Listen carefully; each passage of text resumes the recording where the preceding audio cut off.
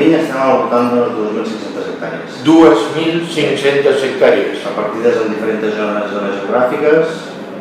Tot Catalunya. Sí, Catalunya. 2.500 hectàrees.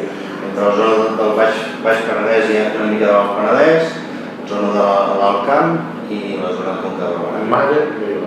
Una de les grans potències que té Cellers d'Urmenys és el control de la vinya. El 2010 vam engegar un projecte de desenvolupament d'un software per al control. De fet, realment no sabíem ben bé què teníem, on ho teníem i realment com estava repartit.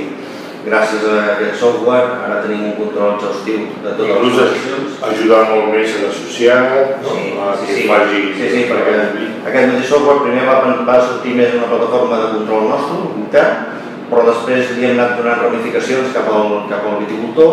Ell pot interaccionar contra la plataforma, amb el seu codi, amb les seves parcel·les. Una miqueta el que explicarem, una part hi haurà la part més social, la part socioeconòmica, una miqueta del món cooperativisme, que realment quin és el model cooperativisme, i després una miqueta la part més tècnica, com es gestiona una miqueta, sobretot la massa social, com es gestiona a nivell tècnic, a nivell de la viticultura, i després tota l'organització que pot tindre una cooperativa a partir dintre del celler, la part més tècnica. Doncs, viticultura, vinificacions, història, societat. Això és la temàtica que abordarem en aquesta jornada. Ja en sabeu, a l'espai del